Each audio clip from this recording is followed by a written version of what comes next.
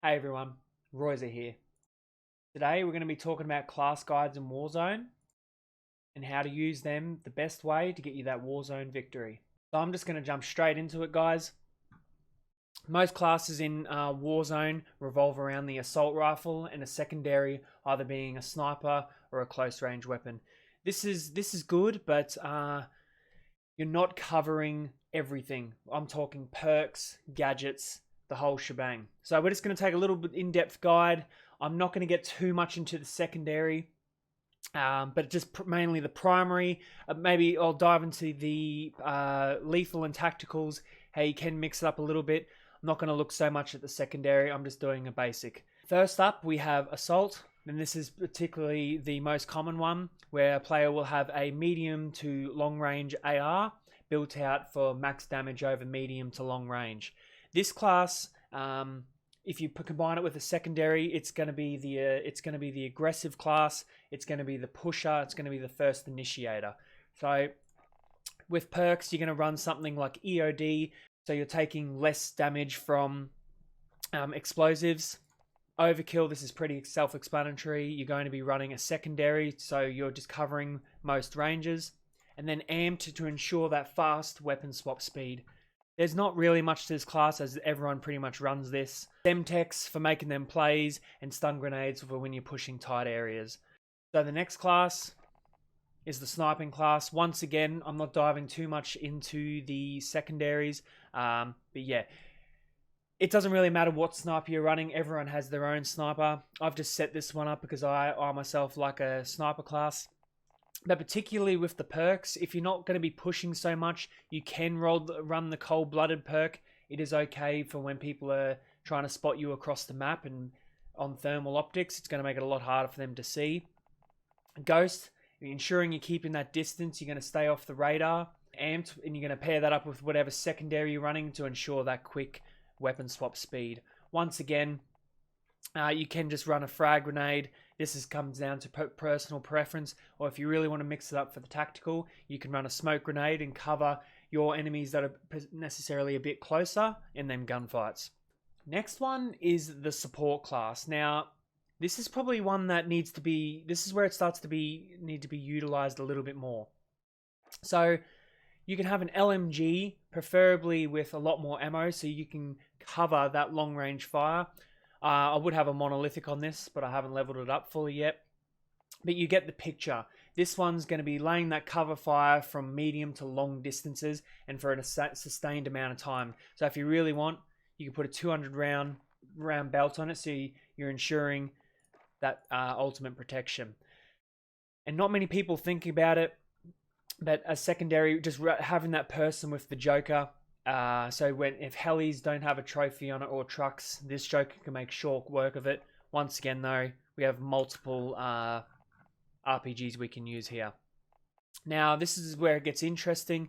C4 has made a bit of a comeback, so you can keep that for your lethal. Once again, you can run a smoke grenade as your tactical, and if you really want to mix it up, you could run a thermal. If I have one here, if you can run a thermal, and then you can lay that smoke and look through the smoke with the thermal optic and provide that cover of fire. Restock. This allows you to get these back every 25 seconds. Yeah, 50 seconds, sorry. And obviously amped, you could mix this up and you go battle hardened or spotter to find enemy equipment. So this is the support class. It's not going to be a fast class. It's going to be the one that's hanging back, providing the support from afar. Last, there's the specialist class. This I kind of made it specialist / meme because some of the plays you could do here are quite effective, but also some of it could be a meme.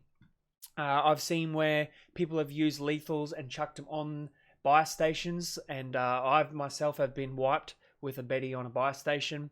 And then a tactical, you can run snapshots. You can really mix it up. But the biggest thing with this class is the perks. A lot of people don't use this perk too much, Scavenger. Well, it's not maybe used, but you can certainly benefit from this. While munitions boxes, I believe, are $5,500 or $6,500, it can be a lot. That's a res. You can resupply ammo from dead players. Hardline, once again, Warzone only, 25% off kiosk prices for kill streaks, field upgrades, and armor plates.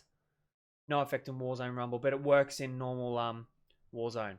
So this gives you cheaper loadouts and tune up, reduce revive time by 25%. So in a clutch situation, that can be crucial. This is almost like, you could almost say this is the specialist medic class. Once again, guys, this is a very basic looking at the classes. I know there's some pretty out there guns in there, but you can really mix it up.